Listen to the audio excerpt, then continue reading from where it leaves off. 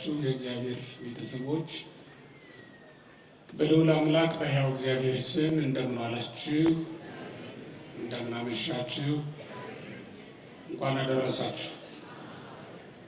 ዓለም ለዳነበት መስቀል የተተከለበት ለዚህ ዕለት ያደረሰን በከበረ ደሙ የዋጀን በኃጢአት ባደፍን ጊዜ ከጎኑ በፈሰሰው ውሃ ያጠበን ብንጠፋ የፈለገን እኛ ወደ እሱ መቅረብ ባቃተን ጊዜ እሱ ወደ እኛ ቀርቦ ወገኖቹ ያደረገን በነገር ሁሉ የረዳን የቅዱሳን አምላክ ልዑል እግዚአብሔር ስለማይነገር ስጦታው ስሙ ለዘላለም የተመሰገነ ይሁን። በምድር ላይ አንድም ጻድቅ ባልነበረበት ዘመን ንጽሕት እንድትሆን የረዳት እናታችን እመቤታችን ቅድስት ድንግል ማርያምን ከፍጥረት ሁሉ ለይቶ ከፍጥረት ሁሉ መካከል መርጦ እናቱ ያደረጋት ምንም እንኳን ለእግዚአብሔር የሚሳነው ነገር የሌለ ቢሆንም በምድር ላይ ከሰው ልጆች መካከል ንጽሕት ሆና እንድትገኝ ለተዋሕዶ ዘመለኮት ወይም አካላዊ ቃልን ጸንሳ ለመገኘት የበቃች እንድትሆን የተዘጋጀች እንድትሆን ያደረጋት እሱ ነውና አምላካችን እግዚአብሔር ስለዚህ ሁሉ ነገር ስሙ የተመሰገነ ይሁን። ወነገረ መስቀሉሰ እበዱ ውእቱ በሀበ ዕቡላን ወለነሰ ወበሀበ ነሰ ለእለ ድኅነ ኃይለ እግዚአብሔር ውእቱ። የመስቀሉ ነገር ለሚጠፉት ሞኝነት ነው፣ ለእኛ ለምንድን ግን በእኛ ዘንድ ግን የእግዚአብሔር ኃይል ነው። አንደኛ ቆሮንቶስ ምዕራፍ 1 ቁጥር 18 ላይ የምናገኘው ቅዱስ ቃል ነው። በዚህ ቃል መነሻነት ትምህርታችንን እንጀምራለን።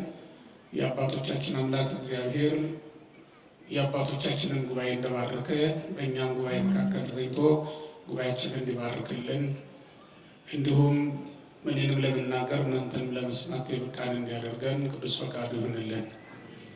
እንግዲህ ብፁዕ አባታችን እውነት ለመናገር ከአትሮንሳቸው ስር ቁጭ ብለን እንድንማር የሚገባን ስንሆን በፊታቸው እንድናስተምር ፈቅደውልን ነው እያስተማርን ያለ ነው እንጂ ሁላችንም የሚጣፍጥ አንደበታቸውን የሚጣፍጥ ጣዕመ ነገር የተሰጣቸው ሳይሳ አፍ የተሰጣቸው ሞገሰ ቃል የተሰጣቸው መምህራችን እንደመሆናቸው መጠን ብንሰማቸው ደስ ይለናል። ስለፈቀዱልን ነው እያስተማር ያለ ነው እና እንግዲህ ቡራኬዎት የደረሰኝ ብፁዕ አባታችን በተፈቀደልኝ መሰረት ወደ ትምህርት ይገባለሁ።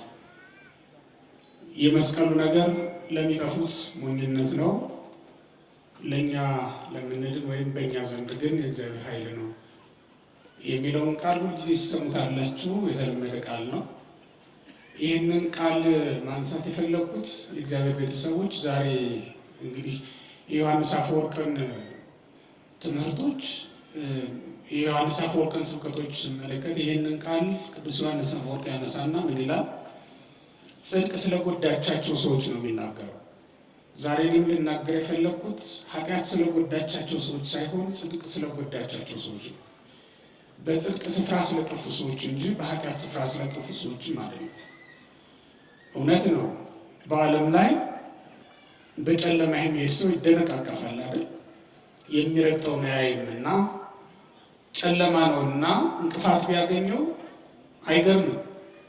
በብርሃን የሚሄድ ሰው ቢደነቃቀፍ ግን ያሳዝናልም ይገርምማል።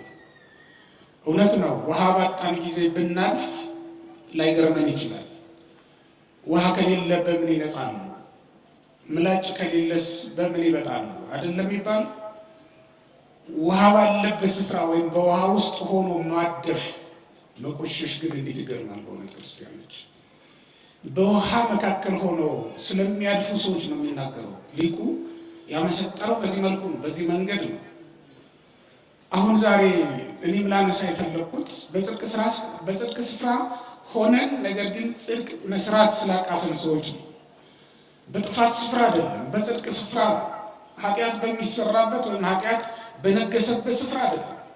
ጽድቅ በነገሰበት የእግዚአብሔር ምሕረት ዕለት ዕለት በሚሰጥበትና መንፈስ ቅዱስ ዕለት ዕለት በሚጎበኘው ስፍራ ተቀምጦ መጥፋት ግን እጅግ የሚያሳዝን ስለሆነ ነው ይህንን የምናገረው።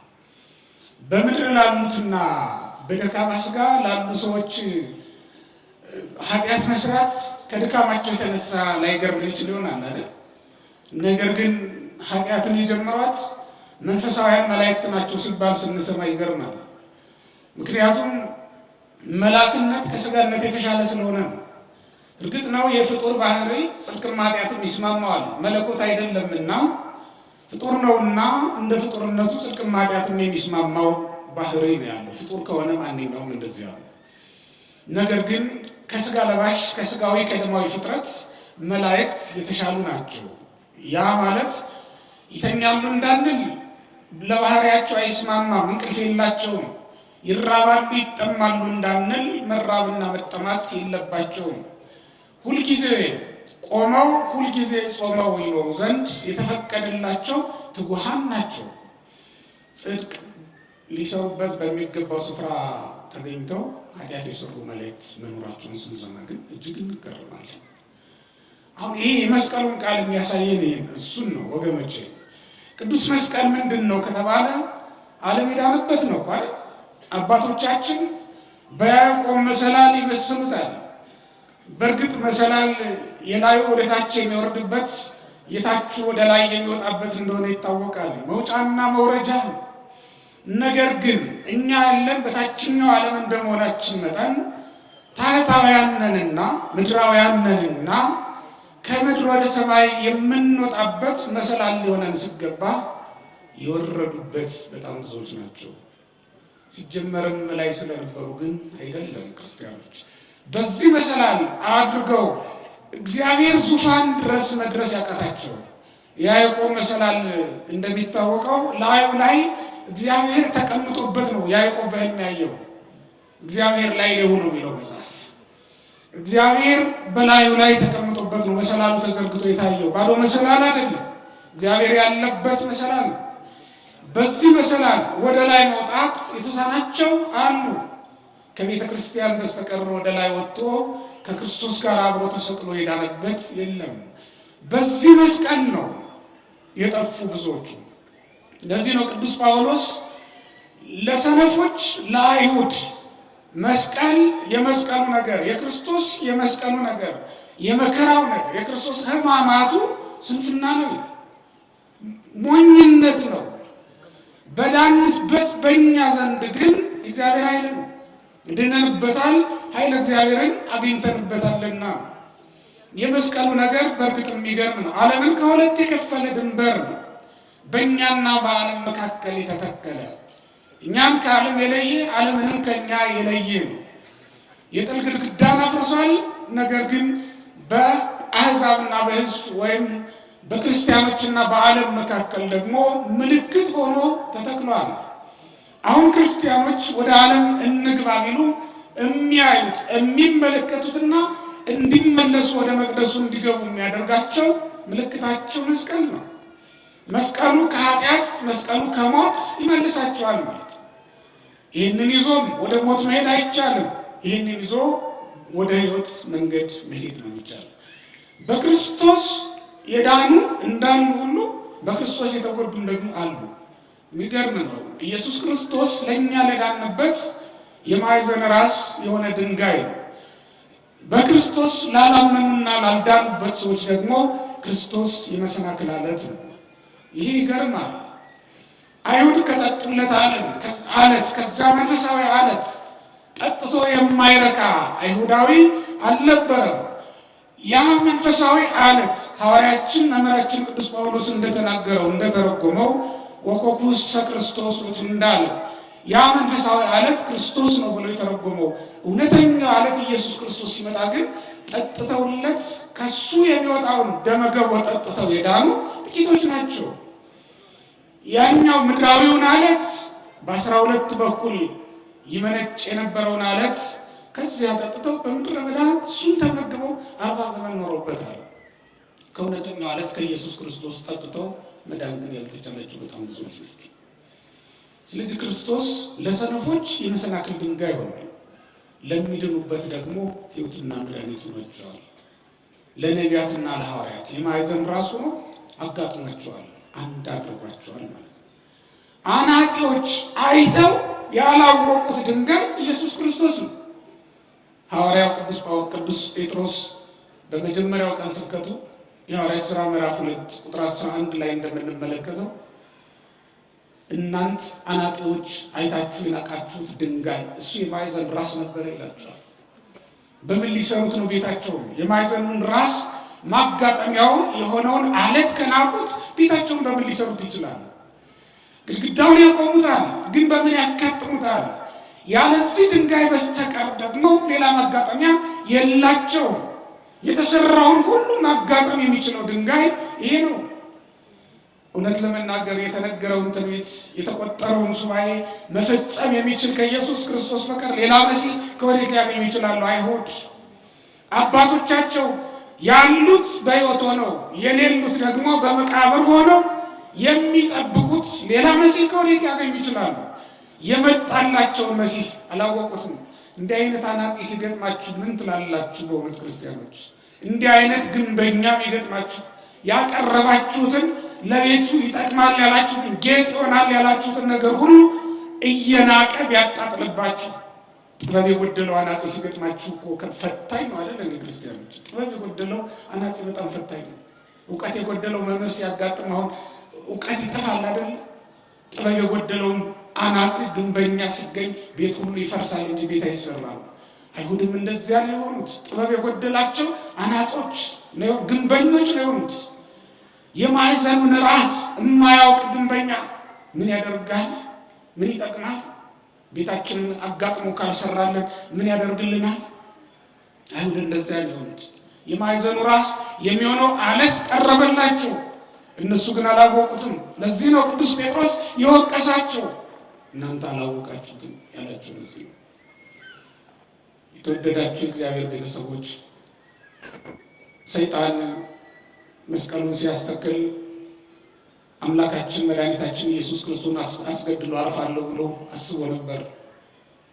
ነገር ግን ኢየሱስ ክርስቶስ መስቀሉ እንዲተከል ሲፈቅድ ደግሞ መስቀሉ የተተከለው ቤተ ክርስቲያንን በመስቀሉ ሊሰራት ስለፈለገ ነበር።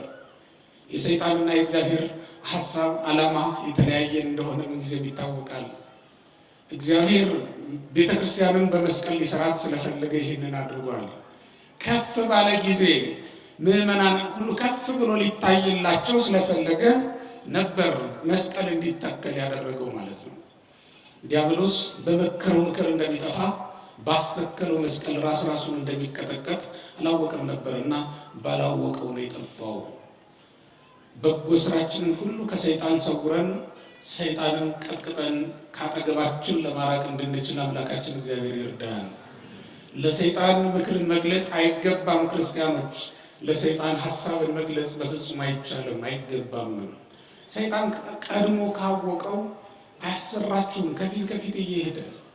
ስለዚህ ጽድቅ ስራችሁን በሙሉ ሰውራችሁ አድርጉት የሚባለው ለዚህ ነው። ተሰውረ መጽውት፣ ተሰውረ ጸልይ፣ ደጅን ዘግተህ ጸልይ፣ ደጅን ዘግተህ ምጽዋት ስጥ የተባለው ማንም ሳይ በስውር አድርግ የተባለው ለዚህ ነው።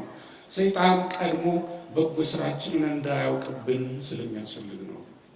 ኢየሱስ ክርስቶስ ይህንን ምክር ከሰይጣን ሰውሮት ነበር። ለምዕመናን ከፍ ብሎ ሊታይላቸው ስለፈለገ ነው።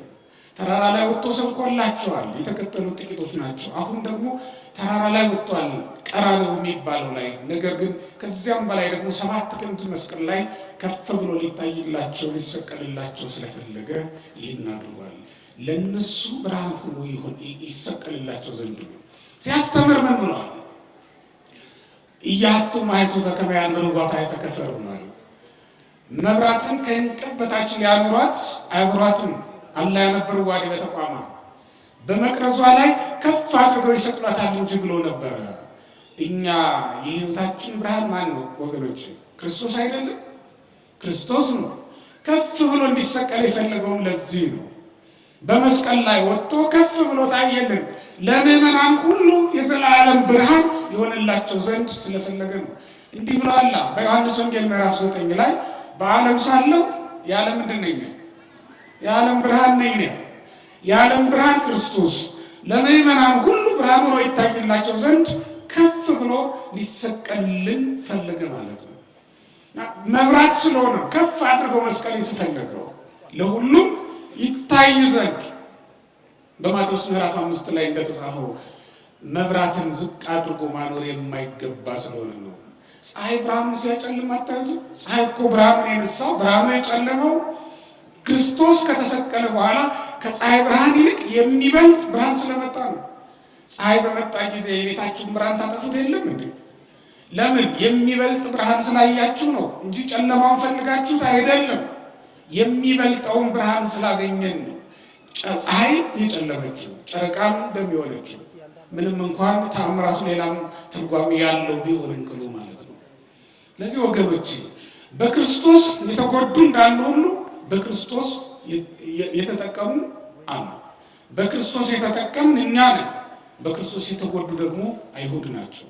ለዚህ ነው መምህራችን ቅዱስ ጳውሎስ የመስቀሉ ነገር በአይሁድ ዘንድ ስንፍና ነው ብሎ የተናገረው። ለዚህ ነው የእግዚአብሔር ቤተሰቦች ጽድቅ የጎዳቻቸው በጣም ብዙ ሰዎች አሉ። ቅድም በመግቢያ ላይ እንደነገርኳቸው የተሰጠቻቸውን እድል ለክፋት የተጠቀሙባትና በመዳን ፋንታ ደዌ የጨመሩባት በጣም ብዙ ሰዎች አሉ።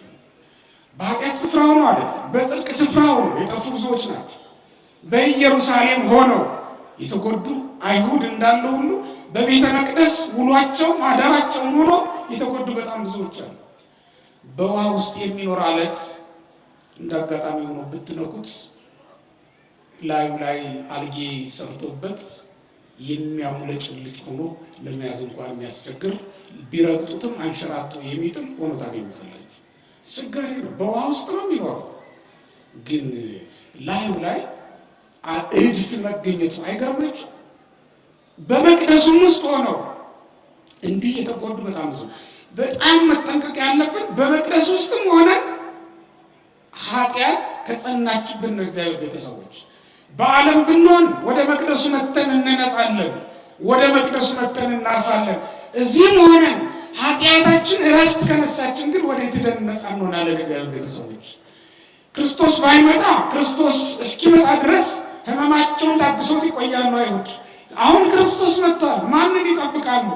ክርስቶስን መጥቶ ድህነት በዓለም ላይ ታውጆ እነሱ ግን በኃጢአት ላይ ኃጢአት እየጨመሩ ነበር። በስጋውና በደሙ እንዳንፈውሳቸው በስጋውና በደሙ ይቀልዳሉ።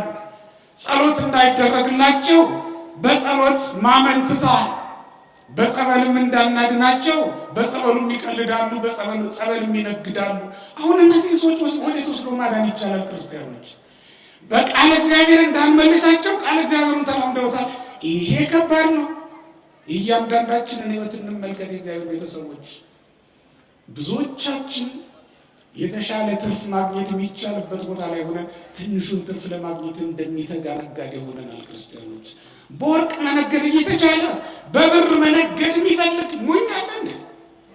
በብር መነገድ እየተቻለ በሸክላ መነገድ የሚፈልግ አለ እንዴ? ወርዶ ወደታች። እኛ እንደዛ ሊሆን ነው። ጽድቅን መግዛት የሚቻልበት ስፍራ ላይ ሆነን ጽድቅን እያጣን ያለን በየዕለቱ በጣም ብዙዎች ነን። ጽድቅን እየሰበክን ጽድቅን ማናውቅ ሰዎች ልንኖር እንችላለን። ዕለት ዕለት እግዚአብሔር ሰዎችን ጻድቅ አድርጎ በሚመልስበት ስፍራ ላይ ቆመን ሳንፈወስ የተመለስን ብዙዎች ነን። እንደዚያ ፈሪሳዊና ቀራጭ በሉቃስ ምዕራፍ 18 ላይ የተጻፈው ፈሪሳዊና ቀራጭ። ፈሪሳዊው በጽድቁ ስፍራ ቆሞ የሚያጸድቅ ሳይሆን መቅሰፍት የሚያመጣ ንግግር ይናገር ነበር። ቀራጩ ደግሞ እዚያ ቦታ ላይ ቆሞ ደረቱን እየደቃ ለዚህ ቦታ ያልተገባውን የኔ ኃጢአተኛውን ይቅር በለኝ እያለ ስለ ኃጢአቱ ይናዘዝ ነበር። ፈሪሳዊው አኩተከ እግዚኦ ዘይረሰይከኒ ከመ ዝንቱ መጸባዊ ይላል። እንደዚህ ቀራጭ ስላላደረከኝ አመሰግናለሁ። ቀራጩ ግን ከራሱ ኃጢአት በስተቀር የሌላውን ኃጢአት አይመለከትም ነበር።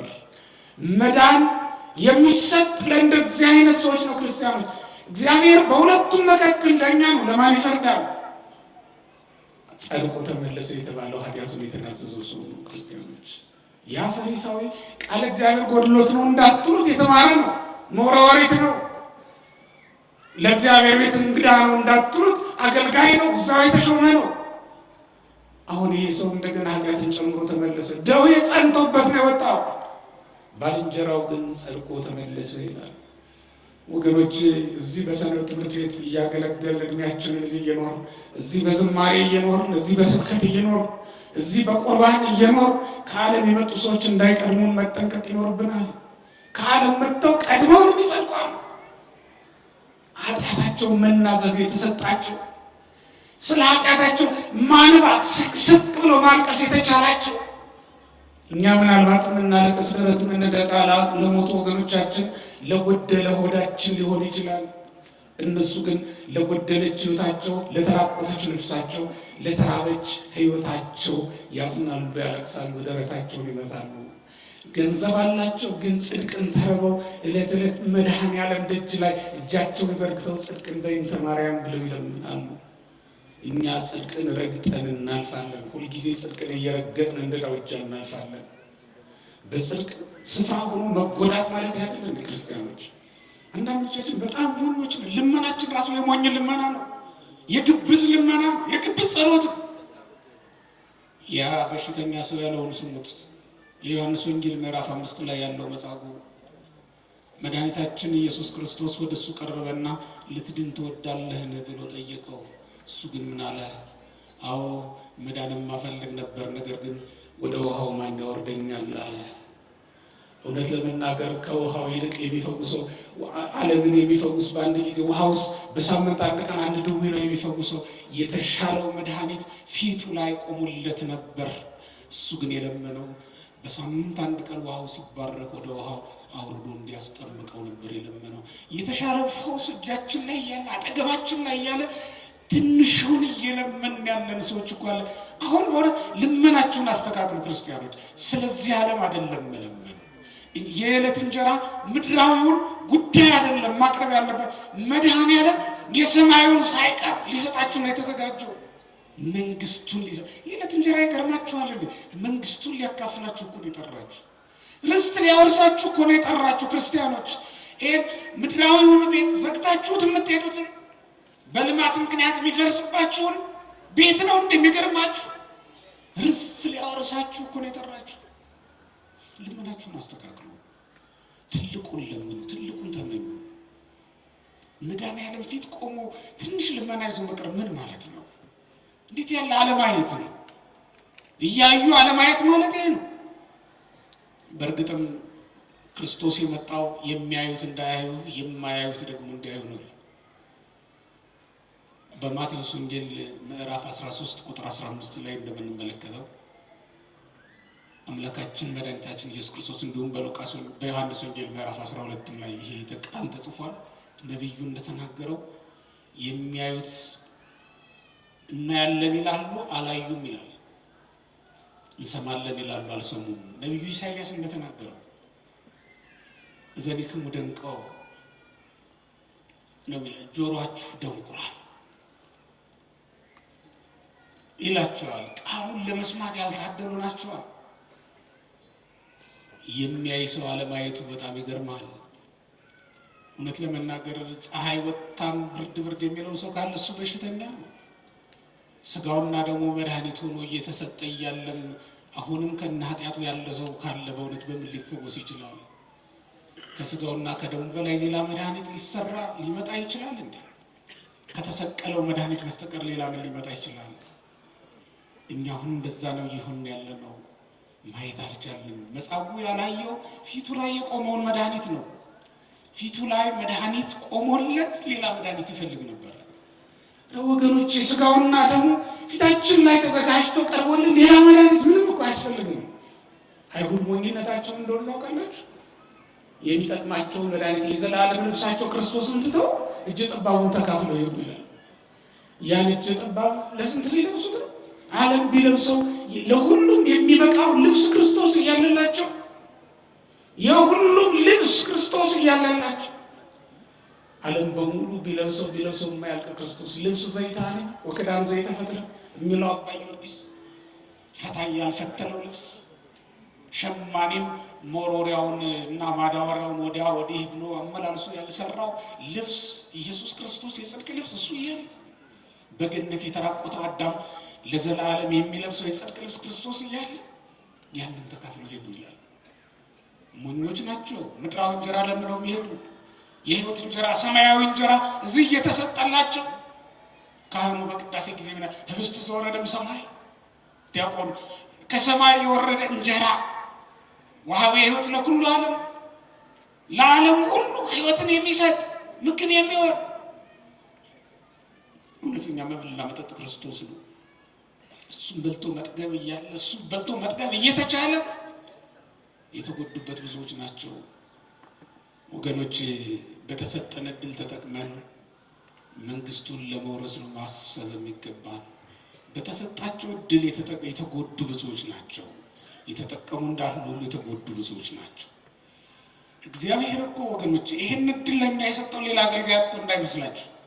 በአንድ ወቅት ሳኦል እግዚአብሔር የሰጠውን እድል በአንድ ቀን ስህተት እንዴት እንዳጣ ተመልከቱ። የ40 ዓመት መንግስቱን የተነጠቀው ለልጁ እንዳይተርፍ እግዚአብሔር ቀማው።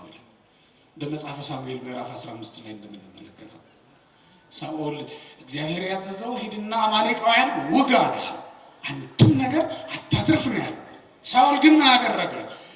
ከሰዎቹ ኃያላኑን ከገንዘባቸው የሰባውን የወፈረውን ጥሩጥሩን ይዘውት ቢሄዱ የወፈረው ለመስዋዕት ይሆናል፣ ጠንካሮቹ እነዚህ ኃያላኑ ደግሞ ለሰልፍ ይሆናሉ፣ ምን ይጎዳሉ አለና ይዟቸው መጣ ይላል። የራሳችሁን ፍልስፍና ተውት ክርስቲያኖች። በቃ እግዚአብሔር ጾሙ ብሎ ካዘዘን መጾም ነው። ቤተክርስቲያን ጸልዩ ካለች መጸለይ ነው። አሁን በእውነት ከእንጀራ መከልከል ሰውን የሚያጸድቀው ይመስላል፣ ወደ አፍ የሚገባ የሚያረክ። ይህን ፍልስፍና ይህን መራቀቅ ተውት። ለጊዜው የቤተክርስቲያንን ትእዛዝ ተቀበሉ። ቤተክርስቲያን ያለቻችሁን አድርጉ። ከዛ በኋላ ነው ሌላውን። የሳኦል አይነት ጠባይ ያለባቸው ሰዎች አሉ። ሳኦል አሁን ይሄን እንዲወስዱት ለእግዚአብሔር ምን ይጎዳል አለና ስብስቡ ወደ ኢየሩሳሌም ይዞ ይመጣ። ለኢየሩሳሌም የማያስፈልጉ መስዋዕቶች አሉ፣ የማያስፈልጉ ነገሮች አሉ። ክርስቲያኖች ምንም እንኳን በዓለም ውስጥ ታያቸው ያማሩ ቢመስላቸው ኢየሩሳሌም ውስጥ መቅደሱ ናት ለእግዚአብሔርና ለመቅደሱ የማይሆኑ ነገሮች አሉ። በቃ ወደ መቅደስ ይዘናቸው ልንመጣ የማይገቡ ነገሮች አሉ። እሱን ትቶ መምጣት ይገባል። እድላችንን ያሳጣናልና አሁን ይሄ እድል የተሰጠን ለቁርባን፣ አሁን ይሄ እድል የተሰጠን ለንስሐ፣ አሁን ይሄ እድል የተሰጠን ለአገልግሎት ነው። እግዚአብሔር ሌላ አገልጋይ አጥቶ አይደለም። እኔን ሰባኪ ሲያደርግ፣ እኔን እዚህ ቦታ ሲያቆም፣ እኔን እዚህ ቦታ ሲያመጣ ሌላ ስለሌለው አይደለም። እግዚአብሔር የቢታንያ ድንጋዮች አልዘመሩለትም? እስኪ ንገሩ። እግዚአብሔር በራእይ መልአክ ልኮ ቢያስጠነቅቀው አልሰማ ቢል በለዓምን አህያውን አንደበቷን ከፍቶ እንድትመክረው አላደረጋትም? እግዚአብሔር በበለዓም አህያም እኮ አድሮ ይሰራል። እግዚአብሔር ሶምሶን በተጠማ ጊዜ ውሃ ቢያቀብለው ቢያጣ የውሃ ጥም እንዳይገለው በአህያ መንጋጋ ላይ ውሃ አፍልቆ አላጠጣውም? እግዚአብሔር ከምድር ላይ ያፈልቃል ስትሉት ውሃ ከዓለት ላይ ያፈልቅላችኋል። እግዚአብሔር ከለመለመ መሬት ላይ አፍልቆ ያጠጣኛል ብላችሁ ስትጠባበቁት ከደመና ያወርድልኛል ስትሉት ውሃ ከአህያ መንጋጋ ላይ አፍልቆ ሊያድናችሁ ይችላል። ከየት እንደሚያመጣው እኮ አታውቁትም። እግዚአብሔር አገልጋይ ጥረት ያለበት እንዳይመስላችሁ እድል እየሰጠን ነው ለእኛ እንድንባረክ ማለት ነው። እና በተሰጠን እድል ለምንድን ነው የምንሞተው? በተሰጠን እድል መቅረብ የተሰጠን እኛ ነን። እግዚአብሔር ማግኘት በዘመናችን የተፈቀደልን እኛ ነን። ክርስቶስ በአብርሃም ዘመን ቢመጣ፣ ክርስቶስ በይስሐቅ በያዕቆብ ዘመን ቢመጣ፣ ክርስቶስ በ12ቱ አባቶች ዘመን ቢመጣ በክብር ባልተቀበሉትም ነበርን? ክርስቶስ በዳዊት ዘመን ቢመጣ ለዓይኖቼ ረፍትን፣ ለሽፋሽፍቶቼ ለጉንጮቼ ረፍትን አልሰጥም ብሎ ዳዊት የማለው የእግዚአብሔርን ማደሪያውን እስካገኘ ድረስ በእውነት እግዚአብሔር ይመጣ ዘንድ ምልክት እንዳለው እግዚአብሔር እንደሚመጣ ምልክት ሆኖ በተሰራው በመገናኛው ድንኳን ወድቆ ለመኖር የተሳለው ዳዊት ክርስቶስ በዘመኑ ቢመጣ ኖሮ ለሰሎሞን ዙፋኑን ይለቅ ነበር፣ ለክርስቶስ አልነበረም። አይሁድ ግን በዘመናቸው ይሄ እድል ተሰጥቷቸው አልተጠቀሙበትም። በዘመናቸው ክርስቶስ መጣላቸው፣ ድንግል ማርያም በመካከላቸው ተገኘችላቸው፣ እነሱ ግን አልተጠቀሙበትም። ሰው እንዴት በእውነት ክርስቲያኖች እንዴት በመቅደስ ውስጥ ኃጢአት ሰርቶ እንደገና ይጎዳል? ሰው እንዴት በስጋውና በደሙ ሊጸድቅ ሊከብር ሲገባው እንዴት በስጋውና በደሙ ይኮነናል? ሰው እንዴት በመልካም አገልግሎት ውስጥ ሆኖ በመልካም አገልግሎት እንዴት ይጎዳል? ሰው እንዴት በጸሎት ይጎዳል? ጸሎት እየጸለዩ ባቀረቡ በልባቸው ውስጥ በመጣባቸው ነቀፋ ምክንያት የተጎዱ በጣም ብዙዎች ናቸው። ምጽዋት እየሰጡ ከንቱ ውዳሴ ስለቀላቀሉበት የተጎዱ በጣም ብዙዎች ናቸው። ስለዚህ በመልካም አገልግሎት ውስጥ ሆነን እንዳንጎዳ ነው በደንብ መጠንቀቅ ያለብን። በደንብ መጠንቀቅ ያለብን በዚህ ነው። እንደ ድል ሆኖ ለእኛ የተሰጠው ለማንም አልተሰጠም። ምክንያቱም እኛ በመቅደስ ውስጥ እንኖራለን። እኛ መስቀሉ የተተከለበት ስፍራ ላይ እንኖር። ይህ መስቀሉ ጥላ ስር አርፈናል።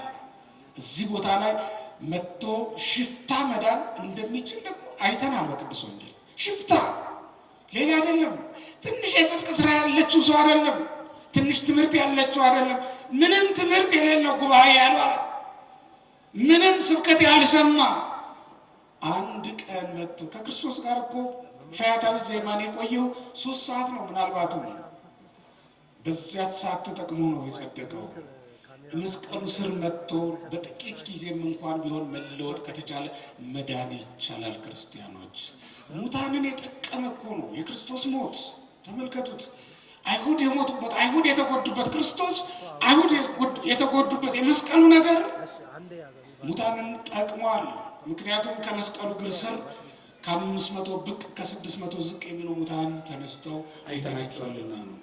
ስለዚህ እግዚአብሔር ቤተሰቦች ሁሉን የሚጠቅም ለሁሉ በረከትን የሚሰጥ መስቀሉ እግር ስር ነው ያለ ነው። እዚህ ስር ሆኖ ሐሜት ምንድን ነው? እዚህ ስር ሆኖ ነገር መስራት ምንድን ነው? መስቀሉ ስር ሆኖ የማይገባ ስራ መስራት ምንድን ነው? ወንድምን ከፍና ዝቅ አድርጎ ማየት ምንድን ነው? ሰዎችን መናቅ፣ ማቃለል፣ ማሽሟጠጥ ምንድን ነው? መስቀሉ ስር ሆኖ ይህን ሁሉ ማድረግ እንደ አይሁድ መሆን አይደለም ማለት። ይሄ የመስቀሉን ነገር ከንቱ ማድረግ አይደለም። የመስቀሉን ነገር እንደ ምናምንት መቁጠር አይደለም። ደሙ እየፈሰሰ እያየ ነው እንሳለቃለን። ዛሬ ክርስቶስ በሞተለት በዚህ በወንድማችን ላይ በእህታችን ላይ እንጠቋቆማለን። ዛሬ የክርስቶስ ደሙ እየወረደ ስጋው እየተቆረሰ እየተመለከተ ይሄ ስፍራ በእውነት ዓለም እንዲድንበት የተዘጋጀ ስፍራ አይደለም። ታዲያ እዚህ ሆነን ከተጎዳን የት ሆነን ልንጠቀም እንችላለን? እግዚአብሔር ቤተሰቦች አባቶቻችን አስተውሉ። ሲኦል ውስጥ ሆኖ ነው የጸደቁት። ሲኦል ድረስ ነው ወንጌል የሄደችላቸው። ሲኦል ድረስ ነው ጽድቅ የሄደችላቸው። እኛ ግን ገነት ውስጥ ሆነን መጽደቅ ካቃተን ወዮ ለኛ በእውነት። ሲኦል ውስጥ ሆኖ ወንጌልን መስማት ከተቻለ ገነት ውስጥ ሆኖ እንዴት ወንጌል አይሰማም? እግዚአብሔር ቤተሰቦች አሁን እኮ ያለነው ገነት ውስጥ ነው። ቤተክርስቲያን ገነታችን ናት። እዚህም ሆነን ወንጌሉን ካልሰማ የቱን ልንሰማ ነው? እዚህም ሆነ ወንጌልን የማይሰማ ሰው አለ። እንደፈለገው የሚተረጉም እንደፈለገው የሰባኪውን ሕይወት እያወጣ እያወረደ ስለ ሰባኪው እያሰበ የስብከቱ ጊዜ ያበቃል። በቃ የሰባኪው አድናቂ እንጂ በቃ በወንጌል የማይለወጥ ሆኖ ይኖራል። በወንጌልም ካልተለወጠ ወንጌልንም መበያያ ካደረጋት፣ መነጋገጃ ካደረጋት፣ ወንጌሉንም ለንግድ ካደረገው ይህ ሰው በምን ሊጸድቅ ይችላል? ማዘለፍ ሰው ፈያታዊ ዘጽጋምን ሁልጊዜ የምናነሳው እኮ ወገኖች፣ ይሁዳን ሁልጊዜ የምናነሳው እኮ መድኃኒቱን ሽጦ ህመም የገዛ ሰው ስለሆነ እኮ ነው። መድኃኒት ሽጦ ደዌ ይገዛል። እስኪያስቡት ፈውሱን ሽጦ ይሰጣችሁ። አይሁድ ምን ቢሰጡት ምግቡን አውጥቶ ይሰጣችሁ። ዘላለም ምግቡን ሁልጊዜ የሚመገበውን ምግቡን አውልቆ ሁልጊዜ የሚለብሰው ልብሱን አውልቆ ይጣልላቸው። ምን ቢሰጡት ነው? ምን ተውሃቡከ አይሁድ ይላል ቅዱስ ያሬድ። ይሁዳ አይሁድ ምን ተውሃቡከ እንዘውሃበከ ክርስቶስ ዘያቢ። ክርስቶስ ከሰጠ የሚበልጥ ስልጣን የሚበልጥ ክብር አይሁድ ሰጥተውሃልና ይሁዳ አይሁድ ምን ሰጡ? ክርስቶስ ከሰጠ በላይ እነሱ ምን ሰጡ ይላል። ያደንቃል ቅዱስ ያሬድ። በእርግጥም ፀሐይ እናንተ ብትሆን አሁን በእውነት ዓለም በሙሉ ተሰብስቦ መጥቶ ፀሐይን ልግዛችሁ ቢላችሁ ልትሸጧት ትችላላችሁ? በምን እንዴት አድርጋችሁ ልትሸጧት ትችላላችሁ? አትሸጡትም። በእውነት ይህ ዓለም በሙሉ የእናንተ ሆኖ ሰው ሁሉ እየመጣ ልግዛችሁ ቢላችሁ ልትሸጧት ትችላላችሁ? እናንተ አንዲት ነፍስ አለቻችሁ። ያችን ነፍሳችሁን የሚገዛ ገዥ መጥቶ ገዥ አግኝታችሁ እንግዛችሁ ነፍስን ልገዛ መጥቻለሁ ብላችሁ ልትሸጧት ትችላላችሁ? ትስማማላችሁ? ነፍስን ልግዛችሁ ብላችሁ? ክርስቶስ እኮ ከነፍሳችን በላይ ነፍሳችን ነው፣ ከህይወታችን በላይ ህይወታችን ነው። ወገኖቼ እንዴት ህይወት ይሸጣል?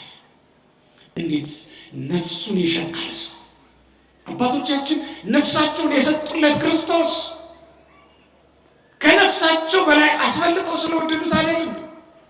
ራሳቸውን የሰጡለት ክርስቶስ ከራሳቸው በላይ አስፈልጠው ስለወደዱት አይደለም።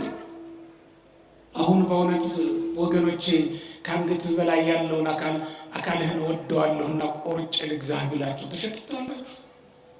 ምናልባት ጸጉርሽን ወድጀዋለሁና ጸጉርሽን ልግዛሽ በዚህን ያህል ብር ቢል ያቀረበው ዋጋ የሚያማልል ከሆነ ጸጉሯን የምትሸጥ ሴት ልትኖር ትችላለች። የተገዛ ጸጉር የሚያደርጉ ስላሉ ማለት ነው። ግን ሰው ራሱ ሊሸጥ ይችላል። ንገሩኝ፣ ትሸጣላችሁ? ትሸጣላችሁ? ማን ይሸጣል? ይሁዳ ራሱን ነው የሸጠው። ክርስቶስ የቤተክርስቲያን ራስ ነው፣ እኛ ደግሞ አካልና ብልት ነን። ይሁዳ የሸጠው ይሄንን ነው ወገኖች። ወርቅ እንዴት በብር ይሸጣል? ወርቅ እንዴት በሸክላ ይሸጣል? የዚህ ዓለም ገንዘብ ሸክላ ነው፣ የሚበተን የሚጠፋ። ክርስቶስ ደግሞ ወርቅ ነው፣ የምንከብርበት የምናጌጥበት፣ ዕንቁ ነው፣ የምንበራበት የምንደምቅበት። ሙሴ ባህሩን የከፈለባትን ያችን በትር ፈርዖን በዙፋኑ ለውጠኝ ብለው ይለውጠው ነበር? እስኪ ተመልከቱት። አይችልም። ምክንያቱም የፈርዖን ዙፋን ባህር አይከፍልማ። የፈርዖን ዙፋን ከአለት ላይ ውሃ ያመነጭማ። ሊሆን አይችልም። እንዴት ይሆናል? ከፈርዖን ዙፋን የምትበልጥ ቀጭኗ የሙሴ በትር በምንም ልትለወጥ አትችልም። ገባሪ ተታምራለች። መስቀል እንዲህ ነው ወገኖች። መስቀል የክርስቶስ መስቀል ማለት ይሄ ነው። ማንም ሊያስጥለን አይችልም። እንጠቀምበት እንዳነበት። ሰው እንዴት በእውነት የእመቤታችን የቅድስት ድንግል ማርያምን ንጽህናዋን ቅድስናዋን አምኖ መጠቀም እየተቻለ ንጽህናዋ ቅድስናዋ ሁልጊዜ ጥያቄ ኖሮበት እንዴት ሲጎዳ ይኖራል? የተቻለው ንጽህናዋን ቅድስናዋን አይቶ ለሰው እንዲህ ያለ ጸጋ የሰጠ እግዚአብሔር ለሰው እንዲህ ያለውን አቅም ችሎታ የሰጠ ለመላእክት እንኳን ያልተቻለው ለሷ ሲቻላት አይቶ መደነቅ ነበረበት። ያንንም አይቶ ንጽህናዋን ቅድስናዋን ሰምቶ በንጽህና በቅድስና ለመኖር መወሰን ነበረበት። መቁረጥ መከተል ነበረበት። ግን እንዴት ንጽህና ቅድስና ፈተና ሆኖበት ይጠፋል ወገኖቼ? የቻለ መድኃኒት ፋብሪካ ይሰራል አይደል እንዴ? ያልቻለ ሰው እንዴት መድኃኒት ፋብሪካ ይጥፋ ብሎ እንዴት በእውነት እንቅስቃሴ ይጀምራል? እኛ ክርስቶስ መድኃኒታችን ነው። በስጋው በደሙ አድኖናል። ቁስሉ ፈውስ ሆኖናል። ህመሙ አድኖናል እንላለን፣ እናምናለን። ግን ይሄ የሚያከራክራቸው ይሄ የሚፈትናቸው ደግሞ በጣም ብዙዎች አምላክ አይታመምም ብሎ የሚያስቡ ደግሞ አሉ። እውነት ለመናገር አምላክ ባልሆነ ባላዳነን ነበር። ሰው ባይሆን ደግሞ ባልታመመልንም ነበር። ሰው በመሆኑ ታመመልን፣ አምላክ በመሆኑ ማዳነን። እንዲህ ነው የሆነው። ዮሴፍ ኒቆዲሞስ ሊገንዙት ዝቅ ሲሉ እኮ መላእክት ዙሪያውን ከበው ቅዱስ እግዚአብሔር ቅዱስ ኃያል ቅዱስ ሕያው ዘኢይመውት እያሉ ሲያመሰግኑ ሰማቸው። እነሱም አብረው ይህን ምስጋና ማመስገን ቀጠሉ። በመጽሐፍ ኪዳን መግቢያ ላይ እንደምንለው ይሄ ቅዱስ እግዚአብሔር ቅዱስ ኃያል ቅዱስ ሕያው ዘኢይመውት የሚለው እሱን አብረው ከሱራፌል ጋር የዘመሩት ነው። የሱራፌል ዝማሬ እኮ ነው። ሱራፌል እየተገነዘ እያለ ቅዱስ ቅዱስ እያሉ አክሊላቸውን እያወረዱ ሲሰግዱለት አዩዋቸው ዮሴፍ ኒቆዲሞስ። እነሱም አብረው ይህንን ቅዳሴ ቀጠሉ። ዛሬም ቤተክርስቲያን ሁልጊዜ ይህንን ስትዘምረው ስታመሰግንበት ትኖራለች። ይህንን ያደረገልን ይህንን ምስጢር የገለጠልን አምላክ ስለሆነ ነው ወገኖቼ። ስለዚህ በሱ የተጎዱ እንዳሉ ሁሉ በሱ የተጠቀሙ አሉ ወገኖቼ። እነሱም ተዋቸው። ስለኛ እናስብ፣ ስለኛ እንነጋገር። መስቀሉ ስለሆነን የጠፋንና በጽድቅ የተጎዳንና ጽድቅ ጎዳችን እንኳን አንዳንዶቻችን የጽድቅ ስፍራው ላይ ሆነን ተጎዳ። ግብፅም አሁኑ ኃጢአት ቢሰራ ጣዖት ቢያመልክ እኮ ሰው ይገርማል አይደል? ላይገርም ይችላል አይደል? ምክንያቱም ግብፃውያን ጣዖት አምላኪዎች ናቸውና። ከግብፅ ካወጣን በኋላ ግን በእውነት ታቦት እስኪመጣልን አለመጠበቅ ግን ያሳዝን። ከግብፅ ከወጡ በኋላ ጣዖት ማምለክ የጣዖት ፍቅር ተሸክሞ አሁንም ከግብፅ መውጣት ምን ጥቅም አለው? ንስሐ አባትን ካረጁ በኋላ አሁንም ኃጢአት፣ ንስሐም ከገቡ በኋላ አሁንም ኃጢአት፣ ከቆረቡ በኋላም አሁንም ኃጢአት። እንጽደቅ እንጂ ወገኖቼ። እርግጥ ነው ያለነው መስቀሉ ስር ነውና ሕማም እንሰማለን፣ ጩኸት እንሰማለን። የአይሁድ ግርግርታ አለ በአንድ በኩል፣ በሌላ በኩል ደግሞ የክርስቶስ ሕማም አለ። እሱን እናስባለን። ግን ግድ የላችሁ መዳን ይገባናል። በተሸከምነው የቆምንበት መስቀል አጠገብ ሆነን መዳን ይገባናል። ትዳር መስቀል የሆነባችሁ፣ ምንኩስና መስቀል የሆነባችሁ፣ ድንግልና ብቸኝነት በራሱ መስቀል የሆነባችሁ፣ በዚህ ዓለም ስትኖሩ ክርስትና መስቀል የሆነባችሁ ክርስቲያኖች፣ ይህ በአይሁድ ዘንድ ስንፍና የሚመስለው መስቀል በእኛ ዘንድ ግን መድኃኒት ነውና ልትድኑበት የተተከለ ነውና በእውነት ልትድኑበት ልንድንበት ይገባል። ክርስቲያኖች ያስተማረን የመከረን እግዚአብሔር ስም የተመሰገነ ይሁን። እግዚአብሔር